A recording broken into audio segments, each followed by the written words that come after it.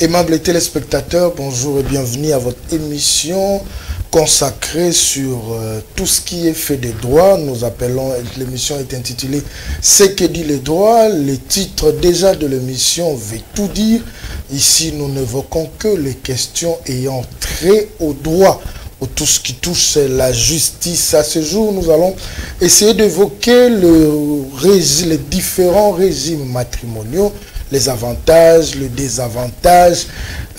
Qu'est-ce qu'on peut conseiller à un nouveau couple qui veut contracter un mariage? Quel est le régime qu'ils peuvent choisir ou quel est le régime auquel ils doivent se soumettre? Tout cela, nous allons l'évoquer au cours de cette émission. Vous savez que l'émission précédente, nous avons parlé de la succession que nous appelons communément héritage, et notre invité avait essayé de donner la différence qu'il y a entre un héritier et un successeur, et il avait promis que la prochaine fois il viendra pour nous expliquer tout ce que nous appelons régime matrimonial, communauté des biens, séparation des biens, leurs avantages et leurs désavantages. Et aujourd'hui, chose promise, chose faite, nous sommes avec lui sur ce plateau.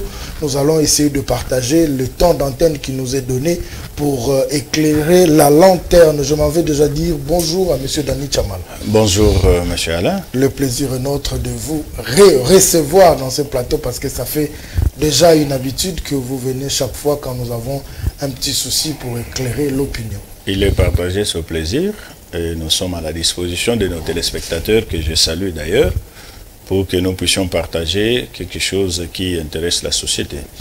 Déjà d'entrée de jeu, c'est quoi un régime matrimonial? Bon, au fait, je crois que nous devons d'abord comprendre une chose.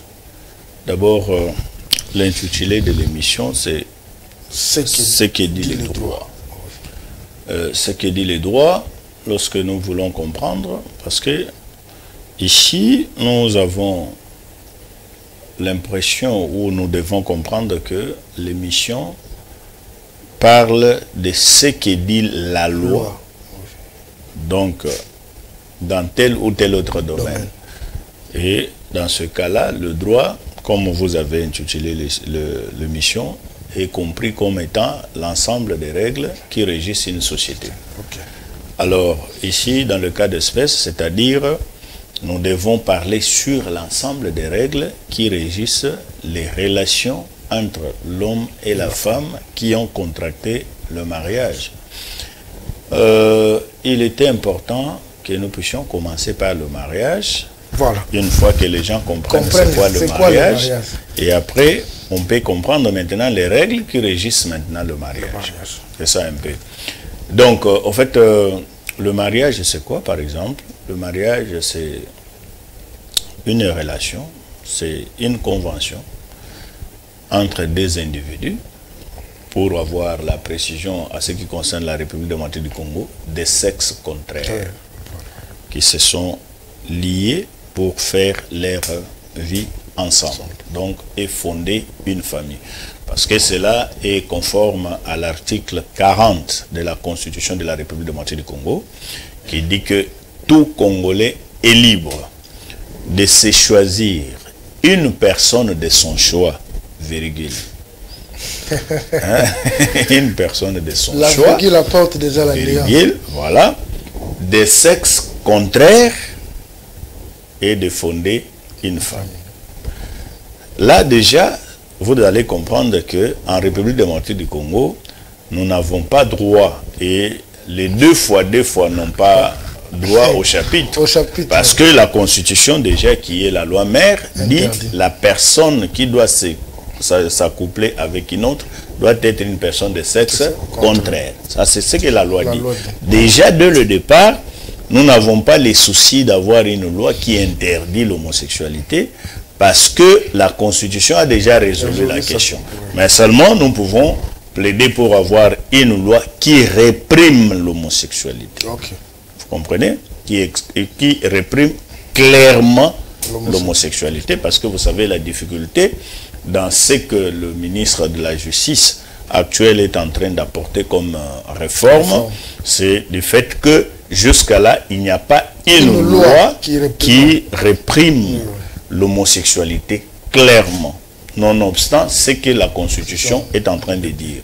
Et néanmoins, ils peuvent être sanctionnés ou poursuivis pour une infraction, mais qui au fait n'aura pas de l'impact ou ne donnera pas des éléments clairs. Cette infraction s'appellera outrage public à la pudeur. Ok. Vous comprenez? Lorsque on constate qu'il y a un homme et un autre qui s'accouplent, des choses comme ça, c'est outrage public aux mœurs de la République démocratique du Congo, parce qu'ici chez nous, nous ne sommes pas dans cette logique-là de célébrer le mariage de personnes du même sexe. Alors, lorsque nous avons compris que le mariage, c'est une relation qui existe entre l'homme et la femme, et c'est ce qu'on appelle mariage, c'est quoi? Ce n'est pas au fait le fait que la personne est allée au niveau de la famille, il a parlé avec la famille, ils se sont convenus, ils ont donné la dot et tout ça. Ça s'appelle mariage coutumier. Là, ça s'appelle mariage coutumier. À ce qui concerne les lois de la République, ce mariage-là n'est opposable qu'aux personnes qui ont assisté à ce mariage-là et à deux familles. Pour l'État congolais, il n'est pas associé dans ce mariage-là. Parce que pour que le mariage soit reconnu par l'État congolais, il faut se présenter auprès de l'officier de l'État civil qui a reçu ce pouvoir-là de l'État ou de la loi de la République démocratique du Congo de célébrer le mariage. Ici, on célèbre le mariage. Il faut comprendre ce qui se passe à la commune et ce qui se passe à la famille, dans la famille. Dans la famille, les gens perçoivent les droits coutumiers relatifs au mariage. Mais à la commune, on est en train d'officialiser le mariage. C'est-à-dire, on constate qu'au niveau de la famille, vous vous êtes déjà dit oui. Et maintenant, vous dites à l'État congolais que nous avons contracté notre mariage civil et même notre mariage coutumier au niveau de la famille. Nous voulons que vous, l'État, vous puissiez aussi être au courant. C'est-à-dire, vous êtes en train de donner une information à l'État parce que c'est l'État qui a cette possibilité de communiquer à tout le monde que vous êtes marié. C'est comme ça que lorsque vous êtes maintenant devant l'officier de l'état civil, on va vous lire la loi relative au mariage. Dans le cas d'espèce, c'est le code de la famille. Parce que c'est dans ce code de la famille que l'on parle de fiançailles, de mariage, de régimes matrimoniaux, on parle de la nationalité, on parle de la personne, on parle... il y a beaucoup de chapitres à l'intérieur de ce code de la famille.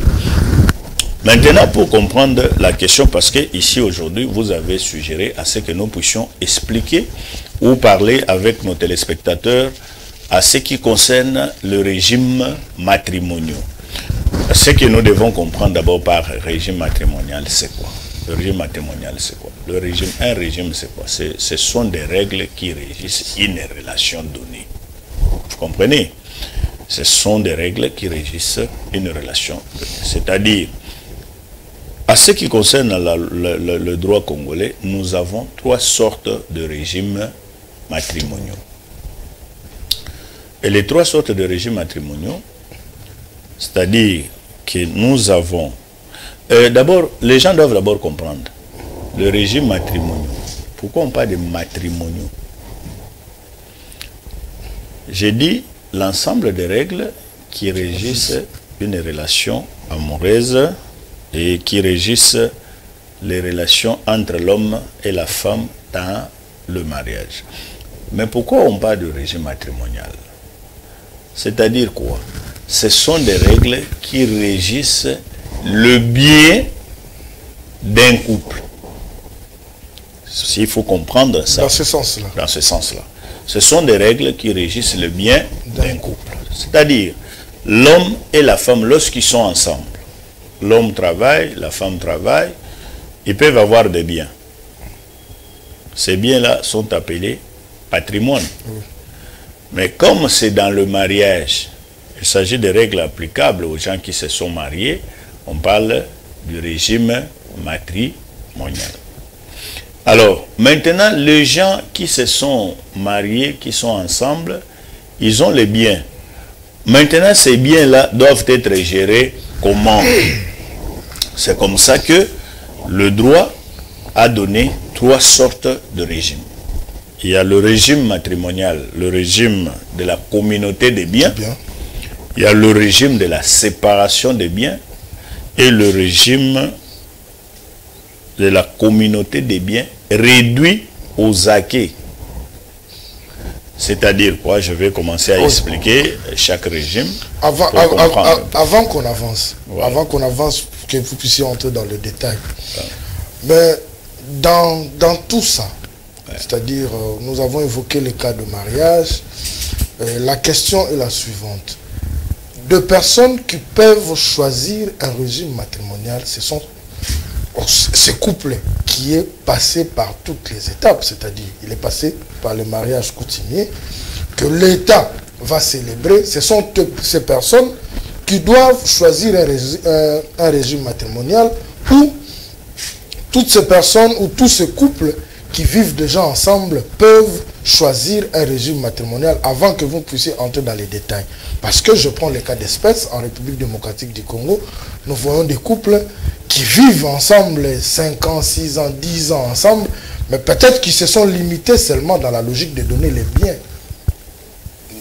qu'on demande coutumièrement, mais qui ne sont pas allés voir l'officier de l'état civil. Alors, c'est à quel niveau on choisit ce régime matrimonial? Voilà. C'est une très bonne question que les gens doivent comprendre. Il y a aussi quelque chose que les Congolais avaient dans leur tête. Souvent, ça s'est dit, hein, par les communs de mortels, qu'après avoir passé plus de 6 mois... 6 mois, effectivement, c'est aussi ça. Après avoir passé plus de 6 mois avec une femme à la maison, avec un homme à la maison, donc c'est déjà le mariage. Ça, c'est ce que les gens disent. Et cela ne relève d'aucune loi de la République démocratique du Congo. Vous pouvez passer 10 ans, 20 ans, 30 ans sous un toit conjugal ou sous un toit d'un homme ou d'une femme. Ne pensez pas que cela peut être considéré comme mariage. Le mariage ici, même coutumièrement, d'abord, le mariage commence par le mariage coutumier. Le mariage coutumier, c'est le fait qu'un homme et une femme se sont mis d'accord, ils se sont présentés devant le parent de l'un ou de l'autre. Et ils se sont dit que nous devons nous marier. Et il y a le droit coutumier qui ont été payés. Vous savez qu'à la République démocratique du Congo... Donc, sans vous prendre au mot, l'officier de l'état civil ne peut pas célébrer le mariage sur le plan civil s'il n'a pas de répondant de ce couple sur le plan coutumier. Voilà. Au fait, pour célébrer le mariage civil, il y a des conditions. Il y a des conditions. Les préalables. Avant de célébrer le mariage civil, l'officier de l'état civil doit d'abord s'assurer que ce mariage a été d'abord célébré en famille. Vous comprenez? Ça, c'est la condition sine qua non. Deuxièmement, il doit s'assurer qu'il n'y a pas un autre mariage célébré avant celui-là. Parce qu'on ne peut pas, en République démocratique du Congo, pour les deux conjoints, célébrer deux mariages. Lorsqu'il se rassure de ces conditions-là, il s'est dit, est-ce qu'effectivement les droits coutumiers ont été versés ou payés? Une fois qu'il trouve que cela a été fait, il va afficher un communiqué et ce communiqué prendra 30 jours pour demander à quiconque a un point de vue contraire d'apporter auprès de l'autorité civile, de l'état civil cette information-là qui peut empêcher à ce que ce mariage soit célébré. C'est comme ça que des fois nous voyons devant les communes, vous voyez quelqu'un qui est déjà en veste, la femme en robe, vous voyez une dame venir avec des enfants. Il dit non mais comment vous célébrez le mariage? Moi je suis sa femme avec ses enfants, mais ce monsieur est venu pour se marier avec une autre famille. Je dis, ah bon, ça va, ah bon, qu'est-ce qu'on fait? Non, on suspend d'abord, on vérifie la situation. Mais les gens doivent faire attention aussi, c'est comme ça que nous disons que vous ne pouvez pas faire célébrer des mariages au niveau de l'état civil. Mais si vous êtes avec votre monsieur et que vous n'êtes pas marié, mais vous avez eu des enfants, et que le monsieur se décide de se marier, lorsqu'il justifie qu'il n'a pas contracté les liens de mariage avec une autre femme, on va célébrer ce mariage. Et toi, tu restes là. La loi te considère comme son ami. Vous comprenez un peu? Les gens doivent faire très attention. Que non, voilà, lui vit avec telle femme, mais comment il va célébrer le mariage avec celle-là? Non, mais c'est avec celle-là qu'il s'est marié. Il faut apporter la preuve que ce monsieur s'est marié coutumièrement ou civilement à telle femme, mais aujourd'hui il vient encore se remarier, et voilà, voilà. Donc, avec ces preuves-là, l'officier de l'état civil peut empêcher à ce que ce mariage puisse se tenir. Mais sans cela, le monsieur est libre de se marier. Donc, je disais ici que le fait de rester avec un homme pendant plusieurs mois, plusieurs années, sans que cet homme puisse verser la dot chez vous, cela ne veut pas dire que vous êtes d'office marié, comme les gens le constatent, parce qu'il y a toujours, non, mais vous avez pris beaucoup de temps. Il va me dédommager. Il va te dédommager pour avoir fait quoi? Il faut amener votre monsieur à aller devant l'officier de l'état civil pour régulariser la situation. Ou soit commencer d'abord par la famille, parce que si l'autorité de l'état civil pose d'abord la question, est-ce que les droits coutumiers ont été payés? Si la réponse est positive, en ce moment-là, on passe à une autre étape. Si la réponse est négative, on suspend, on ne peut pas célébrer le mariage. Il faut que les droits coutumiers soient payés. C'est une condition sine qua non. Donc c'est une condition non discutable. Si cette condition n'est pas respectée, le mariage ne peut pas être célébré. Vous comprenez un peu? Donc le mariage commence d'abord par la famille. Après la famille, vous êtes devant l'officier de l'état civil. Aujourd'hui, les gens, parce qu'il faut toujours faire la part des choses, il y a des gens qui disent que non, voilà, il y a des gens qui disent non, moi je ne suis pas parti à la commune, nous avons fait le mariage en famille et puis nous sommes allés à l'église. Au fait, la loi congolaise ne reconnaît pas ce mariage-là, que les gens appellent mariage religieux. La loi congolaise ne donne aucune importance à ce mariage-là. Et la loi congolaise n'interdit pas à quelqu'un d'aller célébrer son mariage à l'église. Mais lorsque vous avez des problèmes, vous devez d'abord vous enregistrer auprès de l'état civil avant que l'état puisse comprendre qu'il y a eu mariage là. Sans cela, ce sont vos affaires privées. Vous les avez fait en cachette, terminées aussi en cachette. Vous ne pouvez pas aujourd'hui dire que non, voilà, pendant que nous sommes encore en famille, que non, voilà, nous, en famille, nous avons choisi le régime matrimonial. Vous allez choisir le régime matrimonial sur quelle base? Et c'est sur base de quelle loi? Parce que ce que vous êtes en train de faire, vous le faites selon vos coutumes à vous. Okay. Vous comprenez? Pas selon l'État. Pas selon l'État. L'État, c'est lorsque vous êtes devant la personne qui a reçu ce mandat-là de recevoir votre serment de mariage. Vous comprenez? À ce moment-là, vous pouvez choisir le régime matrimonial. Et puis, il va vous poser la question, l'officier de l'état civil. Vous vous êtes marié coutumièrement. Maintenant que vous venez auprès de l'État, vous payez les droits de l'État aussi. Vous payez ce qui est exigé par l'État. Il va vous poser la question. Vous voulez que votre mariage soit régi par quel régime? Parce que chaque régime a ses règles. C'est-à-dire, nous avons choisi par exemple la communauté universelle, parce que ça, c'est que les femmes congolaises et les hommes aiment bien. Donc, quand on parle de communauté universelle des biens, là, on trouve que c'est un bon régime. Lorsque vous dites que non, la séparation des biens, oui, ils aiment beaucoup. Lorsqu'on dit non, séparation des biens, non, non, non, non, le monsieur n'aime pas la femme. Vous voyez, lorsqu'on dit non, la communauté de biens réduit aux acquis, non, cet homme-là n'est pas, il est méchant, voilà, des choses comme ça. Mais, alors que la première des choses, c'est de comprendre d'abord c'est quoi le régime matrimonial. Avant d'aller se présenter à la commune, il faut comprendre le régime matrimonial avant de faire ces choix-là. C'est ainsi que vous voyez même à la commune, l'officier de l'état civil a l'obligation de vous expliquer chaque régime matrimonial, ses inconvénients, ses avantages. Et quand vous comprenez maintenant, c'est alors que vous allez choisir.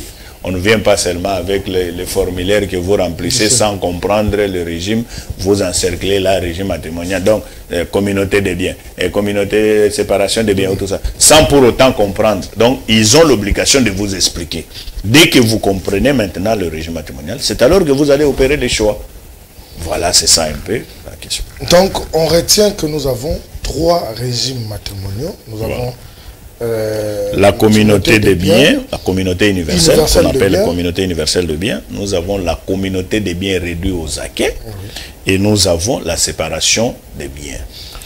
Alors, Monsieur Dani Chamala, est-ce que nous pouvons avoir la différence entre ces 3 régimes matrimoniaux? Oui, merci beaucoup. Donc là, je crois les gens doivent quand même ouvrir leurs oreilles, mettre les cotons dans leurs oreilles pour comprendre et retenir aussi ce que je veux dire. Parce que c'est là où il y a la confusion. C'est là où il y a la confusion. Lorsqu'on parle de la communauté universelle de biens, c'est-à-dire quoi?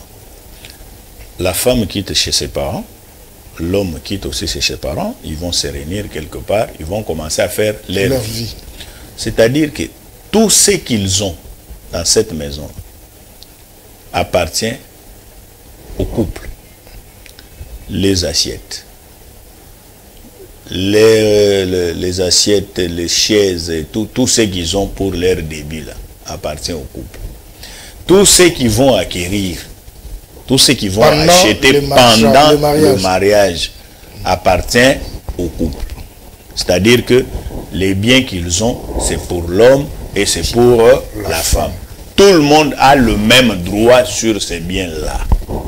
Quand bien même que en droit positif congolais, l'homme est considéré, ou l'homme est le chef de ménage. Mais néanmoins, les biens appartiennent à tous les deux. Le bien appartient au couple, sans exception.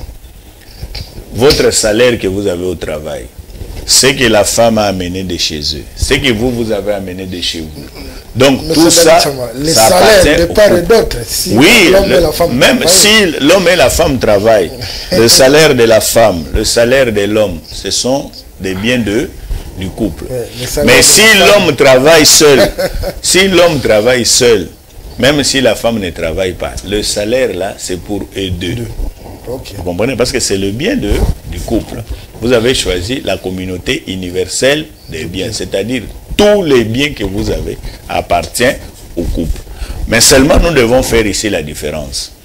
Tous les biens appartiennent au couple, il y a une exception par rapport à ça.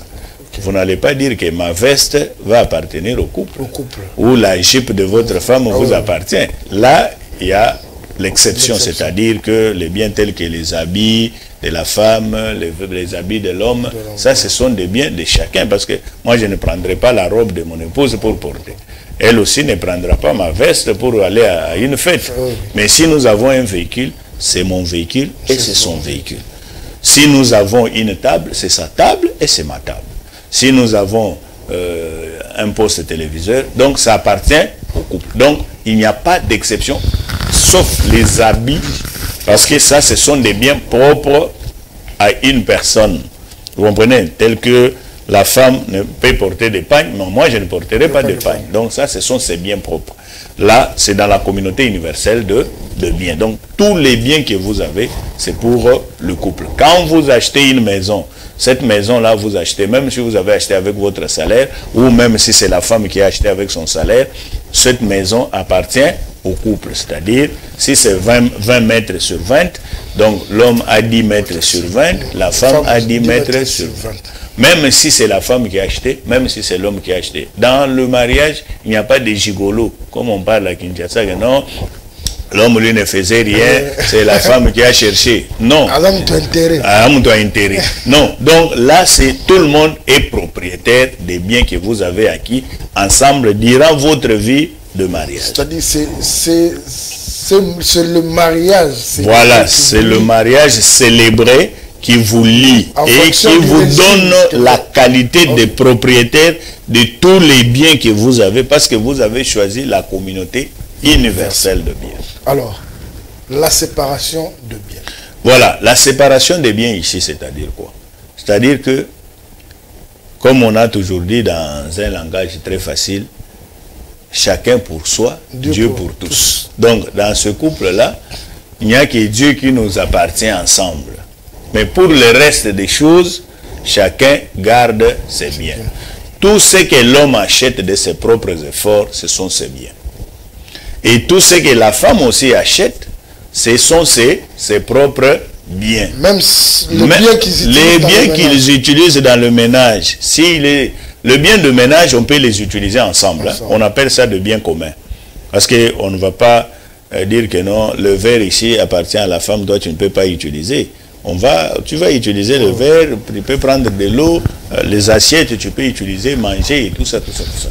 Mais seulement au moment où il faut maintenant partager le bien, chacun garde la propriété de ses biens. C'est moi qui ai acheté. C'est moi qui ai acheté ça, c'est moi qui ai acheté tel, c'est moi qui ai acheté. Donc la propriété est exclusive à la personne qui a acheté ou qui a amené ses biens. Vous comprenez? Il n'y a pas question de dire que non, comme ils étaient mariés, la femme a acheté sa maison, ou que non, l'homme est propriétaire de cette maison-là. Non, c'est la maison de la femme. Si l'homme achète, c'est la maison de l'homme.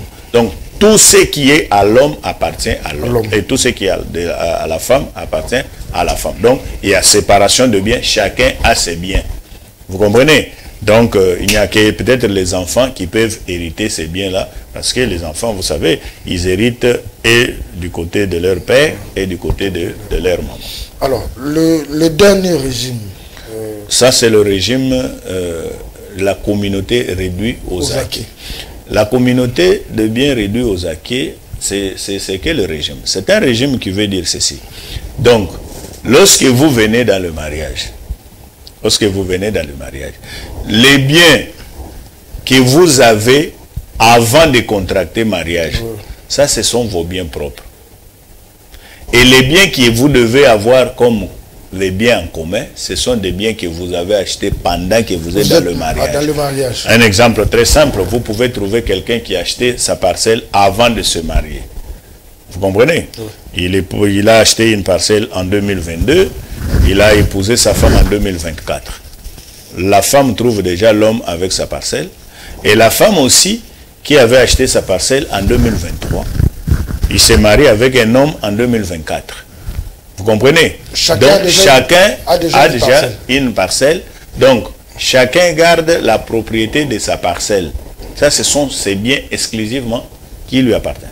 Maintenant, les biens que vous allez acheter pendant que vous êtes dans le mariage, pendant que vous êtes mariés là, ça, ce sont les biens qui vous appartiennent à vous tous deux. Vous comprenez un peu?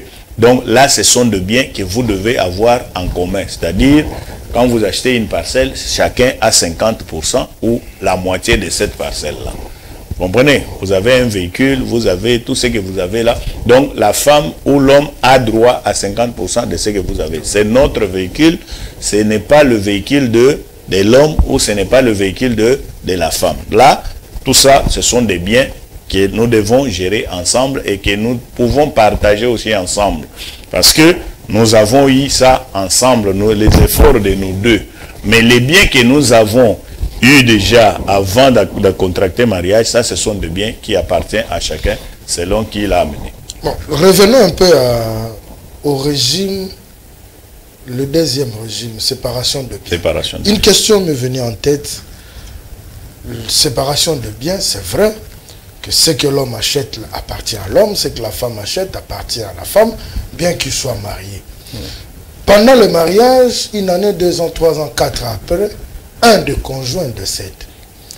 Comment se fera la succession, d'autant plus que le régime matrimonial a fait déjà séparer? Oui, d'ailleurs c'est très avantageux, ça ne pose pas du tout, ça ne pose pas beaucoup de problèmes. Lorsque quelqu'un décède et que la personne était sous les liens de mariage, vous ne pouvez pas aller chercher de gauche à droite. Vous allez prendre seulement l'acte de mariage, vous vous posez la question de savoir quel a été le régime matrimonial choisi par le couple. Quand vous trouvez qu'il s'agit du régime matrimonial qui est la séparation de biens, vous allez vous poser la question, quels sont les biens qui appartiennent à la personne qui est décédée? On vous dit que non, voilà, il avait les caméras, il avait ça, ça, ça. Vous, la famille de la personne qui est décédée ou du défunt ou de la défunte récupère ses biens. Vous comprenez? Récupère ses biens. Ou soit ses héritiers de la première catégorie. Entre autres, ses enfants peuvent récupérer ses biens. Vous comprenez? Mais, généralement, parce qu'il y a un problème ici en République démocratique du Congo, parce que nos coutumes ont beaucoup plus d'influence sur un certain comportement. Généralement, lorsque la femme décède, la famille de la femme se limite beaucoup plus à récupérer les robes, les assiettes et tout ça, et ne pose même pas la question quel a été le régime matrimonial qui a été choisi à la commune. Vous comprenez? Vous allez voir, constater la famille de l'homme s'imposer, ou l'homme s'imposer pour dire que non, il s'agit de mes biens et tout ça, tout ça. Et les choses passent comme ça. C'est comme ça que nous avons beaucoup de conflits aujourd'hui, parce que quand les gens reçoivent maintenant les conseils par après, ou ils ouvrent les yeux par après, pour comprendre que non, mais notre soeur ou notre frère était marié, il y avait, donc ils étaient ignorants de la loi, par exemple. Quand ils vont lire la loi, ils trouvent que non. Mais notre soeur qui était décédée là, il était lié sous le régime de séparation des biens. Mais avant de se marier, elle avait tel bien, tel bien, tel bien. Mais comment aujourd'hui, notre soeur décède, nous n'avons pas droit à ces biens-là? On va d'abord vérifier. C'est comme ça que les conflits commencent. Et généralement, on se retrouve devant les cours et tribunaux, alors que c'est l'acte de mariage qui va trancher cette question-là correctement. Alors, si il faut porter un conseil aux jeunes couples qui veulent s'engager pour le mariage, à faire un choix parmi les 3 régimes matrimoniaux, vous pouvez le faire sur une classification, le premier, le deuxième et le dernier. Vous commencez par quoi? S'il faut donner conseil aux nouveaux couples qui veulent se marier, j'ai toujours demandé à ce qu'ils prennent leur temps pendant leur période de fiançailles, de comprendre, parce que l'homme connaît sa famille, connaît son village et ses coutumes. La femme aussi connaît sa famille, son village et leurs coutumes. Maintenant, les 2 fiancés doivent connaître la famille de l'un et de l'autre pour éviter un peu de problèmes. Et c'est ce comportement de ces 2 familles qui vous poussera à choisir le régime matrimonial. Pourquoi j'ai dit ça? Aujourd'hui, nous voyons beaucoup d'enfants sur la rue. Et lorsque vous posez la question que non, c'est juste après la mort de notre maman, et notre papa a épousé une autre femme, on nous a jetés dehors. Ou soit après la mort de notre papa, notre maman a épousé un autre monsieur, voilà, nous sommes aujourd'hui dehors. Ou soit après la mort de notre papa, les frères de notre papa sont venus prendre notre maison, on nous a jetés dehors. Ou soit après la mort de notre maman, voilà que papa nous a mis dehors au profit de son épouse qu'il a nouvellement épousée. Vous comprenez un peu? Maintenant, quand vous comprenez un peu ce genre de choses, quelle solution qu'il faut apporter? Il faut maintenant commencer à éduquer nos jeunes gens qui veulent contracter mariage. Pour leur dire ceci. Regardez, dans le régime matrimonial, ce n'est pas le fait de mettre les biens ensemble qui veut dire que vous vous aimez. Non, l'amour, ce n'est pas par les biens.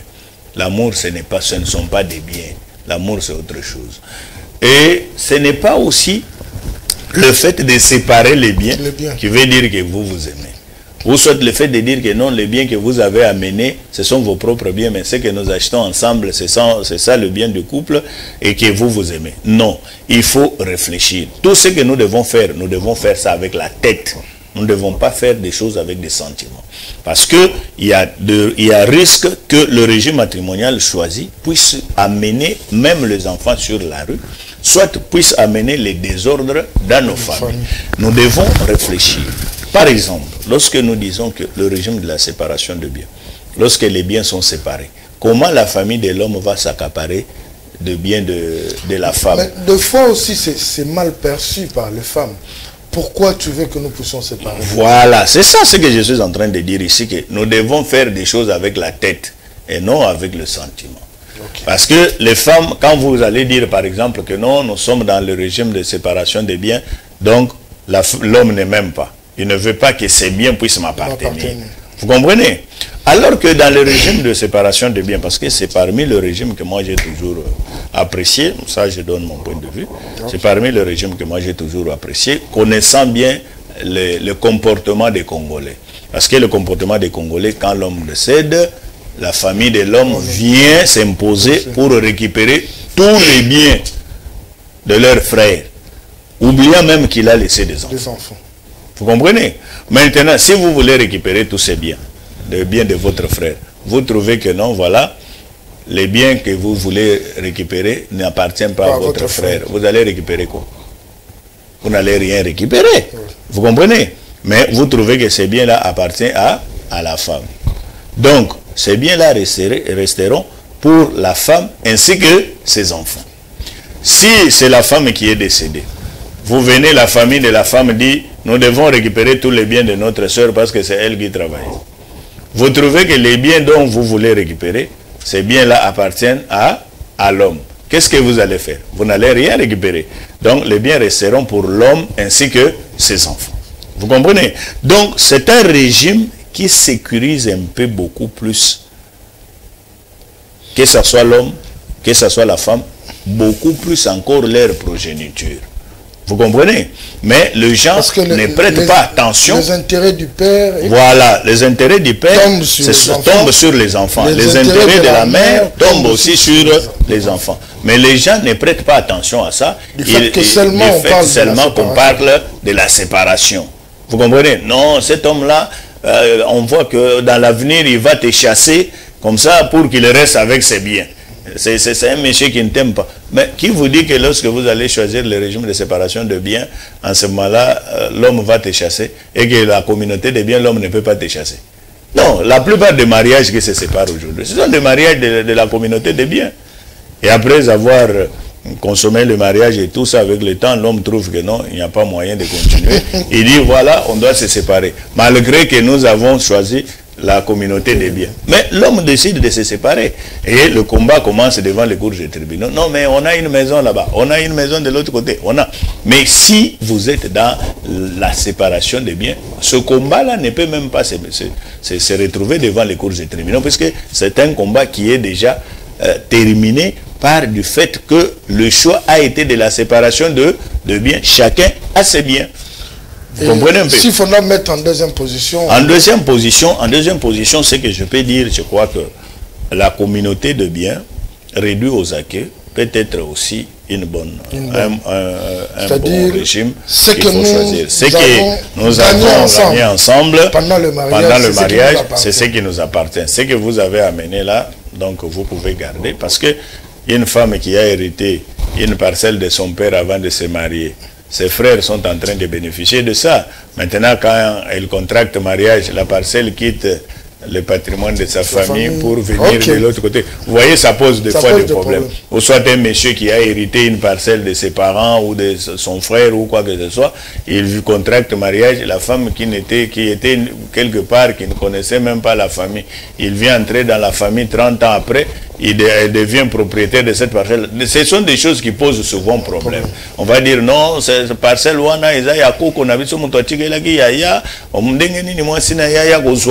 comprenez un peu ça. Donc ça pose un peu problème. Donc aussi, ce régime-là aussi, c'est un régime qui règle aussi quand même quelques conflits dans nos familles. Pour terminer, le plus mauvais de régime, moi j'ai toujours dit, c'est le régime de la communauté universelle de biens, parce que c'est un régime qui prête à confusion.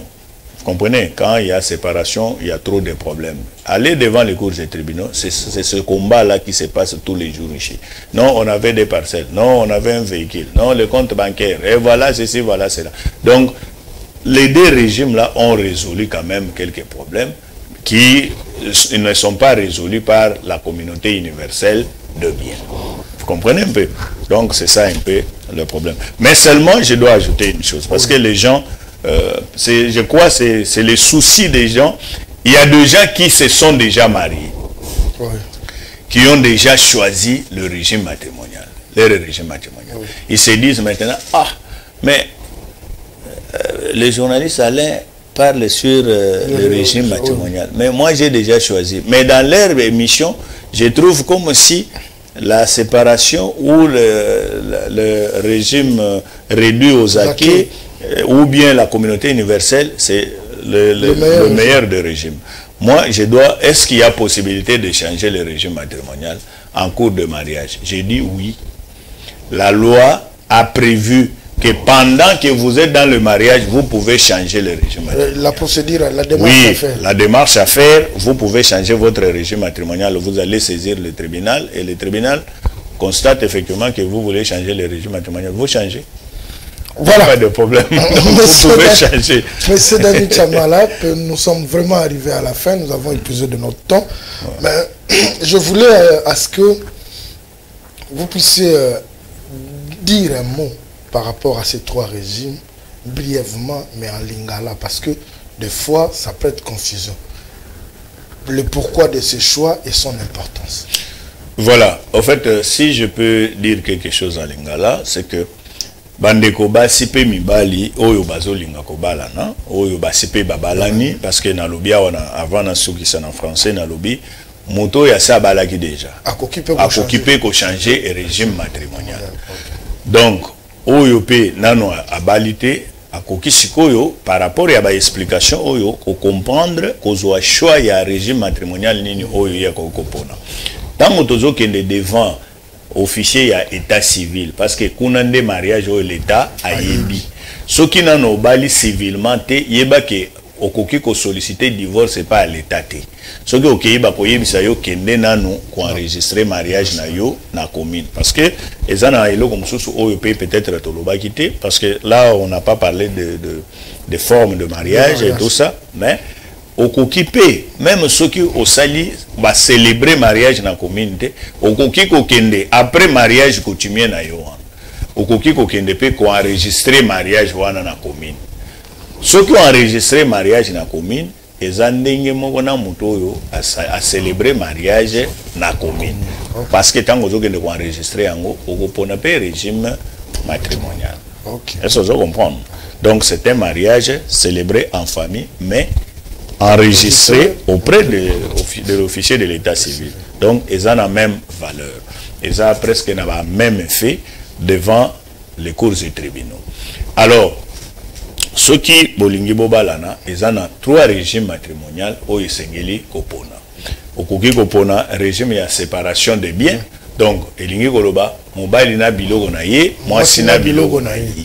Au Koki pe Kopona, oyo elobi keno, bilogo oyo moto azaki nango avant abala ezaya ye oyo tokozwa na kati ya libala nde ya biso nyonso wana nde régime babenge régime ya communauté de biens réduit aux acquis okoki pe koloba ke biloko na biso nyonso ezala oyo mwasi aye nango ezala oyo mbali azaki nango avant babala na biloko wana ekomi ya biso nyonso wana nde babengi communauté universelle des biens wana tozana trois régimes wana nde oyo ezo régir ba mariage na biso civil na République démocratique du Congo.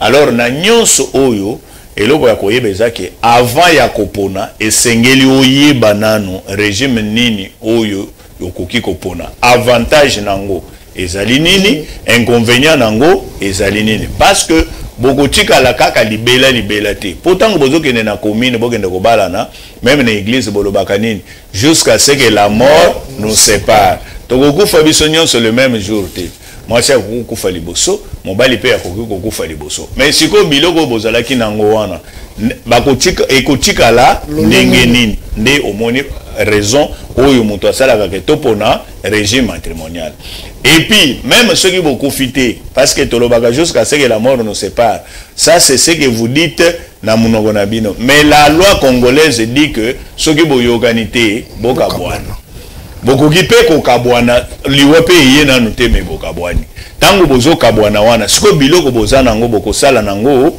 nini suite ya biloko wana ekozala ndenge nini oyaki na libala epa mobali na yo bosali bosombi mapangu bosombi mituka boyena mobali alobi alingi na yo lisute soit mwasi alobi alingi so mobali wana te alingi akende kosala vie na ye na ndenge mosusu siko biloko wana bokosala ndenge nini c'est ça ba régime matrimonial donc pona kopona régime matrimonial esengeli toyeba nano régime yango eza nini avantage nango na ba inconvénient nango soki toyebi yango te toponaka bipona pona te po yango nde désordre oyo tozo constater na kati ya mabala lelo des Zokoti Samobulu, même devant Bazouzi, Makamboueleke.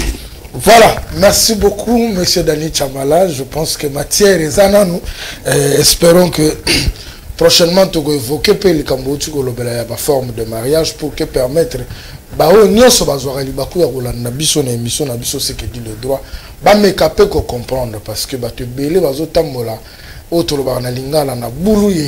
alors que les lois de la République existent et curieusement les Congolais ne veulent pas la majeure partie c'est ça. Donc nous espérons vous avoir encore très prochainement pour essayer d'évoquer certaines choses que nous n'avons pas pu évoquer au cours de cette émission, et je pense que nous aurons toujours des choses à dire, surtout concernant la société en République démocratique du Congo en général. Merci pour votre présence et nous pensons que nous vous aurons très prochainement pour continuer à édifier ces Congolais qui nous suivent à travers cette émission, ce que dit le droit. Merci beaucoup, M. Alain. Nalinga Kina Bakissa, moi et Lokomoko, pour dire aux Congolais ceci, que si vous avez des questions à poser, vous pouvez poser des questions pour que à l'émission prochaine, nous commencions d'abord par répondre à vos préoccupations avant d'entamer le sujet qui sera à l'ordre du jour. Je crois que ça va vous aider. Merci beaucoup. Vous étiez nombreux à suivre votre émission, Ce que dit le droit. Nous avons évoqué le mariage avec les différents régimes matrimoniaux. C'est vrai que M. Dani Chamala a essayé d'évoquer le pour et le contre pour tous ces régimes. Je pense que chacun de nous est libre de faire son choix, et quand on fait son choix, on doit assumer les conséquences qui viendront, parce que nous disons tous, ou on a l'habitude de dire, jusqu'à ce que la mort nous sépare, comme il venait de le dire, mais à court de chemin, il y a de ces mariages qui se rompent aussi parce que les deux conjoints ne se sont pas mis d'accord. On se retrouve la semaine prochaine avec une autre thématique, et nous pensons que nous aurons toujours des réponses qui vont nous édifier avec notre invité. Au revoir.